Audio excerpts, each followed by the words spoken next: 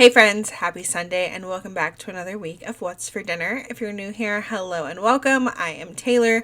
I'm a stay-at-home wife and mom of two, and I share these What's for Dinner videos every Sunday to hopefully give you some new meal ideas and to motivate you to cook more for your family. So if you like these kinds of videos, I would love it if you would subscribe down below. Come back every week.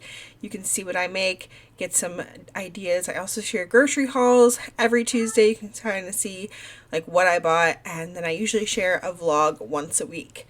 This week's What's for Dinner is a collab with my friend Tiffany over at Small Town 6. I have collabed with her in the past.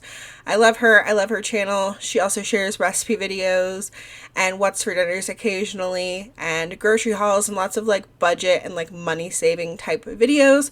So I think you guys will love her channel. Make sure you check out the link down below and head over there and let her know that I sent you over if you are new to her channel. Now, let's go ahead and get into this week's What's for Dinner.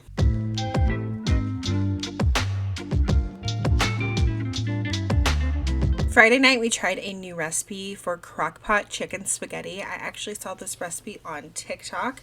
And so to the crock-pot, I added 2 chicken breasts, and then I seasoned them with some garlic powder and pepper. And then I did 2 tablespoons of ranch seasoning mix.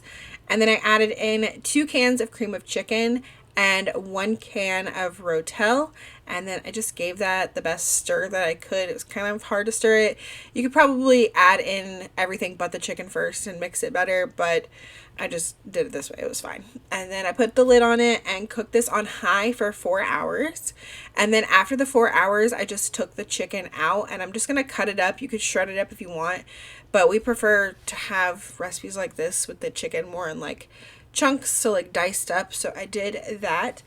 And then to this, I'm going to add 2 cups of milk. The recipe did not say to heat the milk up in any way, but I did not want to add cold milk to the hot crock pot. So I heated up my milk in the microwave for about a minute and then added in the 2 cups of milk. And then I did 8 ounces of Gouda. My store didn't have like a block of Gouda or shredded Gouda, so I just did some sliced Gouda and broke it into pieces so it would melt a little bit easier. And then 8 ounces of shredded cheddar. And then I stirred that all together, made sure that my cheese was melted. And while this was like getting combined and melted, I had a pot of water boiling on the stove, and I was cooking up 1 pound of spaghetti. So then I added back in my chicken, and I added in my cooked spaghetti noodles, and then this was ready to eat. I did let it sit for a little bit. The more you let it sit, it kind of like thickens up a little bit, and it was like really great the next day as leftovers because this made a ton of food. So we had leftovers for like 2 or 3 days, and it was delicious. My family loved this. I wasn't sure that they would, just because, I don't know, the flavors. I should have known that they would love it, but I was just kind of iffy because they like their spaghetti noodles with regular spaghetti. But they did love this, and I would definitely make this again. Saturday night, I kept it easy. It's usually my video editing day, so I don't want to spend a lot of the time in the kitchen. So I just made some fried rice and orange chicken. My fried rice, start to finish, takes like maybe 20 minutes. And this orange chicken from Trader Joe's takes like 15 minutes to make in the air fryer. As with all the recipes that I mentioned today, the recipe for my fried rice will be linked in the description box. Sunday night, we did a quick and easy favorite. We did some hot Italian sliders. We love sliders like anyway. I like to use these brioche little rolls from Aldi, and I cut them in half horizontally and turn them into little slider buns.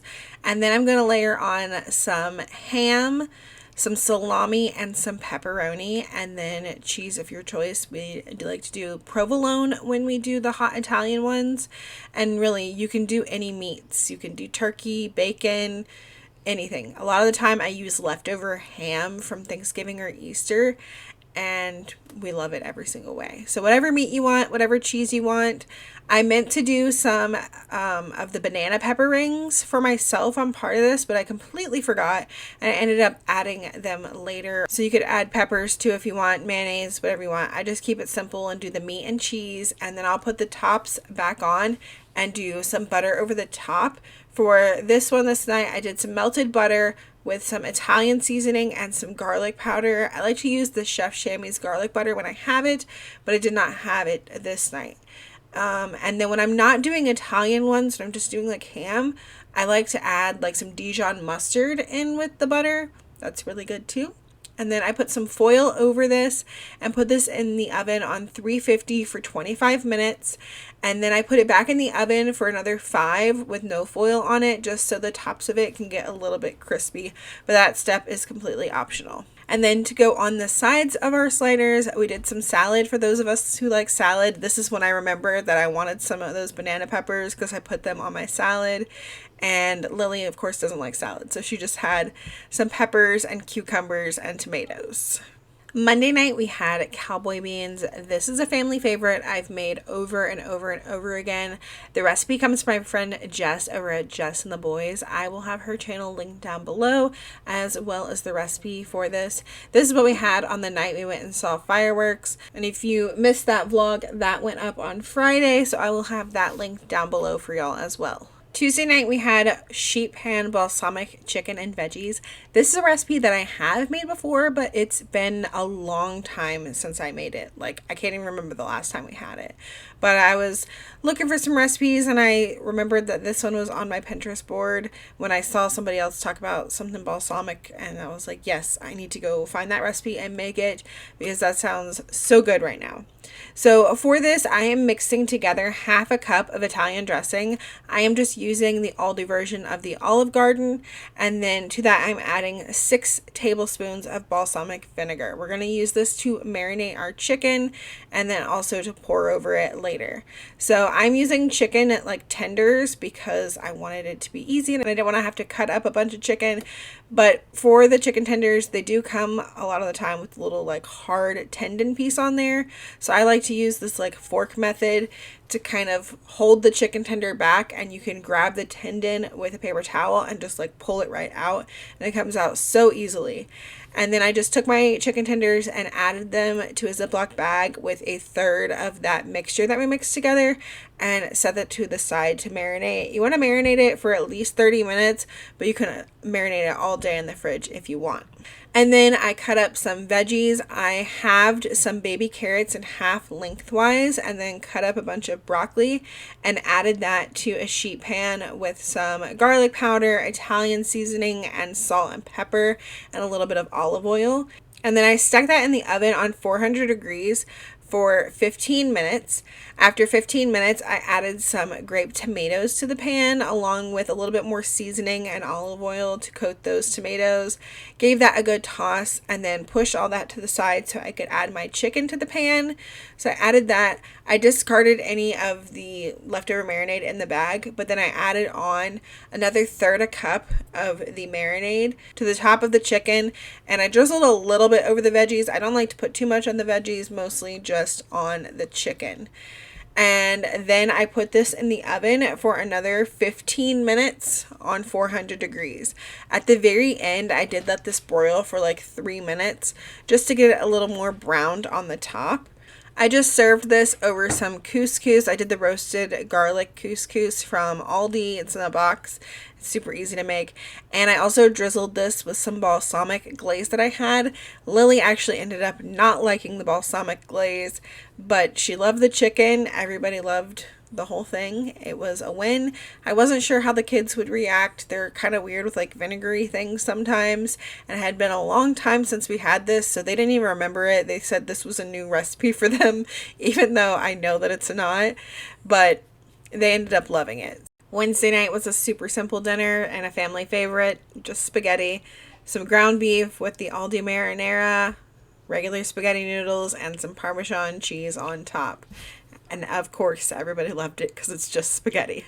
And Thursday night, I made something that I've made pretty recently, but as soon as the leftovers were gone of this, everybody was asking me to make it again. I don't know exactly what to call it because the lady I got the recipe from on TikTok didn't really call it anything, but it's a one pot, like creamy chicken, broccoli, spinach, rice. Does that sound good? One pot, creamy chicken, broccoli, spinach, rice. So to start off, I'm heating up some olive oil in my skillet, and then once that was hot, I added in half of an onion and a bunch of minced garlic, and I let that cook for about 5 minutes. After the 5 minutes, I added in 2 chicken breasts that have been chopped up, and I seasoned that with onion powder, garlic powder, paprika, a little bit of red pepper flakes, and salt and pepper. And then I cooked that for about another 5 minutes. The chicken does not have to be all the way cooked through because it's going to finish cooking with the rice. After that cooked for about 5 minutes, I added in 1 cup of rice, 1.5 cups of frozen broccoli, 2.5 cups of chicken broth. I did water and nor chicken bouillon, and then I brought that to a boil. Once it came to a boil, I reduced the heat to a medium low, covered this, and simmered it for 20 minutes. After 20 minutes, my rice was done. All of the liquid was absorbed. So I stirred in about 8 ounces of freshly grated Parmesan cheese. I added in a blended cottage cheese. For this, I did like 3/4 of a cup, almost a cup. I just used what I had left in the container of cottage cheese. You could use more or less. We liked it really creamy the first time I made it, so I tried to do a similar amount. And then I added in probably about a cup of chopped up spinach. And then I turned the heat off on this and just put the lid on it for about 5 minutes so that spinach could wilt. And then once it's wilted, this is ready to serve. I didn't put anything with this. You've got your veggies in there, you've got your meat, you've got your grains, and it's super filling because of that cottage cheese that adds a lot more protein. And it is so good, so creamy and delicious. My family loves it so much. And the first time I made it, I was really skeptical that they would like it because of that cottage cheese. But every single one of them asks me when I'm going to make it again already. They've already asked, when are we going to have it again? But that is going to be it for this week's What's for Dinner. As I said at the beginning, this was a collab with my friend Tiffany over at Small Town 6. So if you haven't already gone and checked her out, make sure you go check her out after finishing up this video. And if you were new here from Tiffany's channel, hello, welcome. I hope you will stick around and subscribe. And let me know in the comments down below if you plan on trying any of these recipes that I shared with you today. And make sure you leave me a smiley face emoji down there in the comments as well to let me know that you made it here all the way to the end. I hope y'all have a great week, and I will see y'all in the next one. Bye!